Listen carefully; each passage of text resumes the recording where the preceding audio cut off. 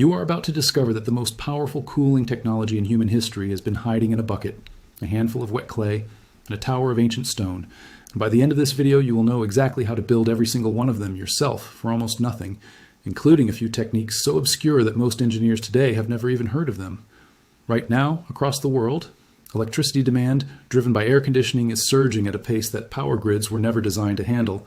The average household in a hot climate spends anywhere between 30 and 60% of its entire electricity bill just on air conditioning. But here is what the air conditioning industry does not want you to think too hard about, which is that people survived extreme heat for thousands of years without a single compressor, without a single kilowatt of electricity, without a single gram of refrigerant gas. And they did it with systems that, in many cases, outperform what we consider modern cooling today. There are at least 4 completely distinct technologies in this category, each buildable at home with materials you can find in any hardware store or back garden, each rooted in real, peer-reviewed, documented science, and each capable of dropping the temperature around you by anywhere from 5 to 15 degrees Celsius with little to zero ongoing cost. The first one, which almost everyone has seen some version of on social media, but almost no one has actually built correctly, is the evaporative bucket cooler, commonly called a swamp cooler. And it is the easiest entry point into this entire world of passive cooling.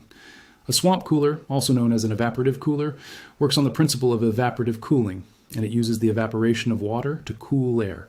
The science behind it is the same science that makes your skin feel cold when you step out of a swimming pool into a breeze, which is that when liquid water transforms into water vapor, it must absorb thermal energy from its surroundings to complete that transition, and that absorbed energy is literally stolen heat from the air touching the water surface, leaving that air measurably colder.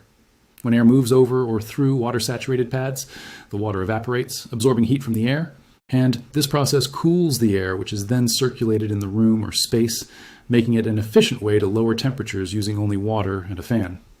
Now, before we get to the build, there is one thing you must understand about where this works and where it does not, because understanding this will stop you from wasting your time and will redirect you toward the right variation for your climate. Since swamp coolers rely on the evaporation of water to cool off the air, they do not work very well in humid environments, and they work best in areas where the air is very dry, in which case they can also improve the quality of the air by adding water vapor. If you are in a dry climate, even a basic version of this cooler is going to genuinely surprise you, and if you are in a humid climate, stay with this video because there are 2 other variations coming up that work brilliantly even where there is no breeze and the air is heavy with moisture. Swamp coolers require a minimum of 3 things to function properly, which are water, dry, warm, or hot air, and purposefully directed airflow, and the DIY versions also rely on water, ice, and a breathable piece of cloth. Here is the exact method for the most popular and most proven version, which is the 5-gallon bucket cooler and the entire material cost. If you buy everything new, comes in around $15 or less, depending on where you live. You will need basic materials like a fan, a container such as a 5-gallon bucket, absorbent pads, and a small water pump. Start by sourcing a standard 5-gallon plastic bucket with a tight-fitting lid, which you can find at any hardware store or even repurpose from a food-grade container from a restaurant or grocery store. Cover each hole with cloth, securing the cloth on the inside of the bucket covering the holes, making sure that part of the cloth reaches the bottom of the bucket. This dangling cloth tail acts like a wick, drawing cold water upward by capillary action continuously, keeping the pad saturated without any pump at all, which is the genius of the passive version of this build. Then measure the diameter of the fan and cut a circle in the bucket lid, ensuring the fan fits snugly and does not fall through, and slip the fan into the hole and secure it with adhesive. The fan mounts on top of the lid facing downward, pulling warm outside air down through the lid hole and forcing it through the wet cooling pads on the sides of the bucket, where the evaporation happens. And the now cooled air exits through the side holes as a pleasant, chilled breeze. You can put ice in the bucket to increase the cooling effect, and this is where the technology takes a step beyond simple evaporation into something even more impressive, because the combination of ice, cold water, saturating the pads, and the evaporation happening simultaneously compounds the temperature drop in a way that can genuinely feel shocking when you first feel it on a 40-degree day. Cool, moist air will start coming out of the PVC pipe or side holes, and you place the pipe near an open window or directly in the room so that the cooled air gets where you need it. For an upgraded version of the same build, you can add a small submersible pump, the kind sold for aquariums or small fountains, which typically cost between $5 and $10, and this allows continuous active circulation of water over the pad, rather than relying purely on capillary wicking. Place the submersible pump inside the container, attach a piece of PVC pipe or hose to direct water from the pump to the top of the cooling pad, with the goal being to keep the pad constantly moist. Evaporative cooling typically requires less energy than vapor compression air conditioning, and many swamp cooler designs use far less electricity than standard air conditioning. And in the version with a small pump and a USB-powered fan, the entire running power draw can be as low as 10 to 20 watts, which means it can be powered by a small solar panel, a power bank, or even a car battery. What is even better is that this DIY can be solar-powered, making it genuinely zero electricity cost once you have the panel, and combining beautifully with the off-grid lifestyle for anyone who lives in an area with sunshine and dry heat. Now, many people stop here, proud of their bucket cooler and satisfied with the results, but they are missing something far more ancient, far more powerful, and far more architecturally elegant, which brings us to the second technology, and this one is going to completely change the way you look at buildings. A windcatcher, wind tower, or wind scoop, known in Persian as the badgir, is a traditional architectural element used to create cross-ventilation and passive cooling in buildings. An initial type of windcatcher was discovered during archaeological activities in the 1970s near Sharud, Iran, at the historical site of Tepe Chakmak, where it is estimated that they have been constructed 3,000 years ago. In Egypt, windcatchers, towers that directed wind toward the home, have been used since 4000 BC. Think about that for a moment. 4,000 years before the first refrigerator was ever invented, human beings in the desert had already engineered a system so effective at cooling that it kept entire homes comfortable in temperatures that regularly exceeded 40 degrees Celsius. Windcatchers, called badgir in Iran where these structures originated, were used in traditional architecture as passive cooling and natural ventilation systems, requiring no energy whatsoever. The system relies on two primary physical forces, which are pressure differentials and the stack effect. And when the wind hits the opening of the windcatcher, it creates a zone of high pressure, and this pressure forces the cool air down the shaft into the living space below. The windcatcher can function in two ways, by directing airflow using the pressure of wind blowing into the windcatcher, or by directing airflow using buoyancy forces from temperature gradients, which is known as the stack effect. The stack effect is particularly interesting because it means the windcatcher works even when there is no wind at all, which surprises most people. Because warm air rising out of a hot room creates a low pressure zone that the tower then feeds cooler elevated air into, creating continuous circulation driven entirely by temperature difference. In Iran, windcatchers have been functioning for centuries, keeping homes at a comfortable 75 degrees Fahrenheit, even when the outside desert temperature exceeds 100 degrees Fahrenheit. And these are not museum pieces, but are the primary cooling systems for thousands of residents. The windcatcher's effectiveness has led to its routine use as a refrigerating device in Iran. And many traditional water reservoirs called ab-anbars, which are capable of storing water at near freezing temperatures during summer months, are built with windcatchers integrated into their design.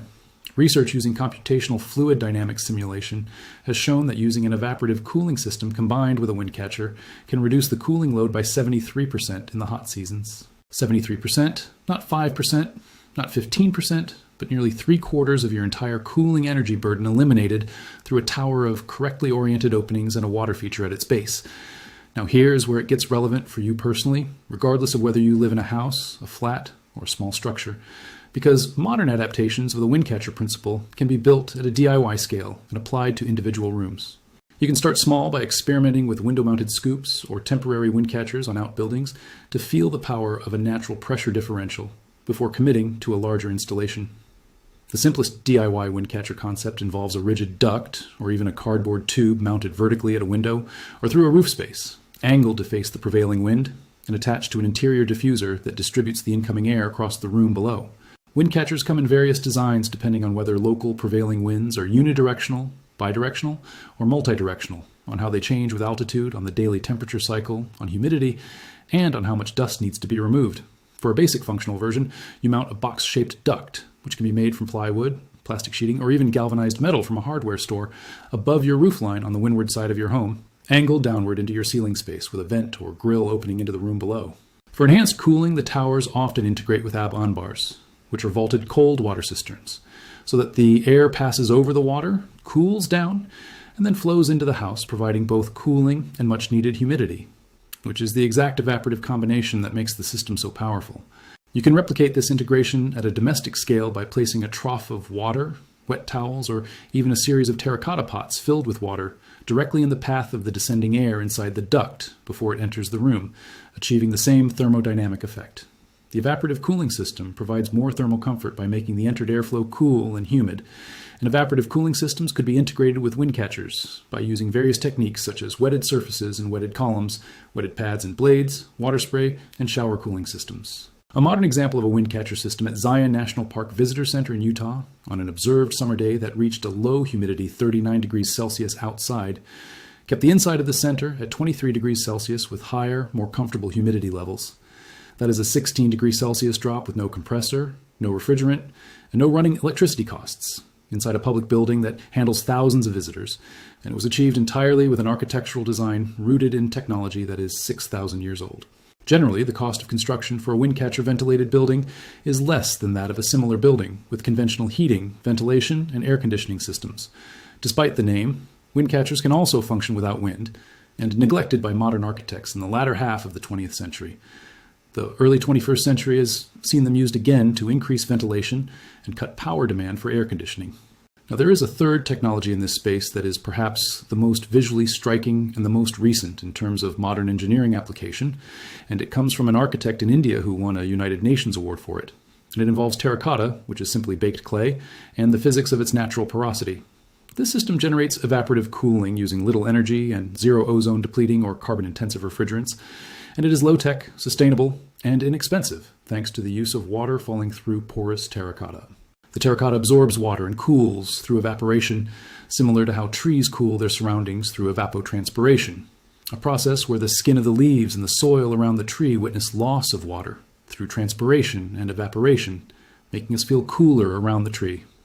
The water moves through the pervious walls of the terracotta, evaporates, and is transformed into water vapor by the heat of the air. And this reaction absorbs heat from the surrounding air, cooling the water, the material itself, and thus the air in the room. The cooling sculpture in India's most famous installation was measured to create a drop of 6 degrees Celsius from 42 degrees Celsius, which is 107.6 degrees Fahrenheit, down to 36 degrees Celsius, which is 96.8 degrees Fahrenheit. And in real tests, under more extreme conditions, air at 50 degrees Celsius was cooled down to around 36 degrees Celsius, a 14-degree relief using nothing but clay and water.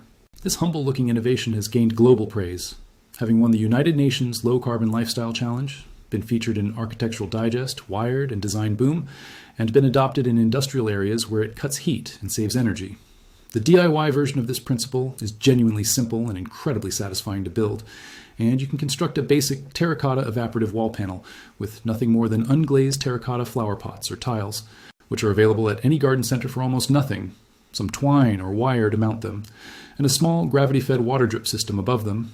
The key is the word unglazed, because glazed terracotta, or ceramic, has had its pores sealed by the firing glaze, which stops the water permeation and evaporation entirely, so you must specifically look for the natural reddish-brown porous material that absorbs water visibly when you touch it with wet fingers. Terracotta is naturally porous, which makes it perfect for evaporating water, and a honeycomb or high surface area design increases airflow so that more surface area means more cooling happening simultaneously. To build a hanging terracotta cooler panel, you string unglazed terracotta pots or conical sections in rows using jute twine, staggering them so that air passing through encounters as many wet surfaces as possible. And you mount this assembly in front of a window or in a doorway where air movement is present. Water keeps circulating using a simple pump or even manual watering to keep the surfaces going. And if you mount a small trough or gutter at the top, filled with water that drips slowly down through the array by gravity, you have a completely electricity-free system with zero moving parts that run silently and continuously. Utilizing local materials in an evaporative design can replace mechanical cooling systems entirely. And this is not a fringe claim, but the conclusion of a peer-reviewed experimental study published in the journal Building an Environment Examining Natural Materials in Hot, Arid Climates. An experimental test was set up in the hot, arid Seyoun city, Yemen, to assess the cooling performance of 3 case materials used as a wetted medium for a bio-inspired cooling design installed in a wind tower. And the case's design materials were clay plates, clay with jute fiber, and clay with wood wool. The design case's materials actually showed better cooling efficiency compared to commercial pad materials, meaning that the ancient natural stuff outperformed the modern manufactured equivalent in a controlled scientific test. According to research from the Coolant Evaporative Cooling Project, evaporative cooling techniques can reduce up to 9.6 degrees Celsius of microclimate temperatures, which is a critical adaptation for regions facing intense heat stress.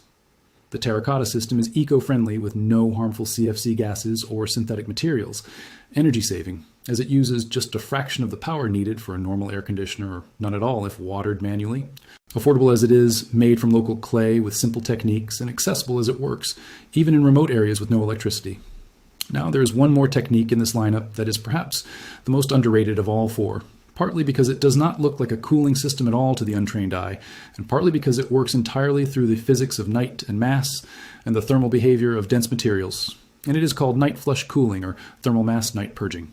The concept is rooted in something you have probably experienced accidentally without ever understanding what was happening, which is that stone floors, thick clay walls, and concrete structures feel noticeably cooler than the air temperature even in the middle of a hot afternoon. The Central Iranian Plateau shows large diurnal temperature variation with an arid climate, and most traditional buildings there are constructed from thick ceramic with high insulation values, precisely to exploit this thermal mass behavior for cooling.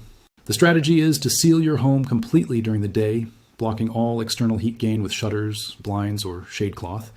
And then, at night, when the outside temperature drops below the indoor temperature, which in most climates it will, you open every window and door and allow the cool night air to flow through freely and charge the thermal mass of the floors, walls, and ceilings with coolness. Shading in the form of trees or shrubs, shutters on the outside of your windows, or blinds indoors are helpful, passive heating and cooling strategies wherever you live. And adding these elements, along with planning which windows to open based on the airflow, can provide cooling benefits like a windcatcher or terracotta shade used in ancient India.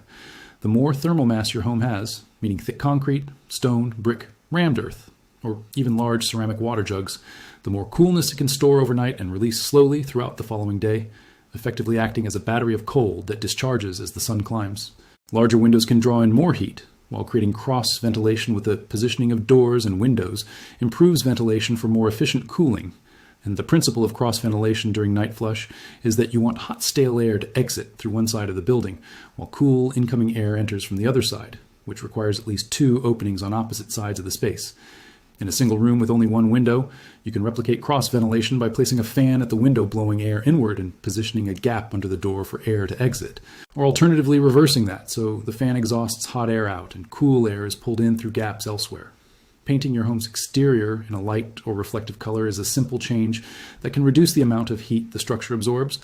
And this single modification, which costs almost nothing if you are already painting, can reduce the surface temperature of a roof or wall by up to 10 degrees Celsius, which directly reduces the heat conducted into the living space below. Passive cooling can be achieved through many design solutions like shading, cross-ventilation, courtyards, and design and placement of windows. And passive cooling solutions are a part of traditional knowledge systems for buildings that bring a permanent solution to maintain indoor temperature without any day-to-day consumption or cost. Now let us talk about combining all 4 of these systems, because the real power of this knowledge does not come from using any single technique in isolation, but from stacking them intelligently so that each one compensates for the weaknesses of the others. The bucket cooler is fast, portable, and cheap to build today, but it requires ice or a power source for the fan and works best in dry air, so it is your emergency or personal spot cooling solution. The Terracotta wall panel is silent, passive, and runs on nothing but water and gravity once installed, but it provides gentle ambient cooling across a space rather than a concentrated blast. So it is your background whole room temperature management tool. The windcatcher is the long-term structural solution that addresses the entire room or building without any ongoing consumables. But it requires some degree of installation and works best with a clear path to the prevailing wind.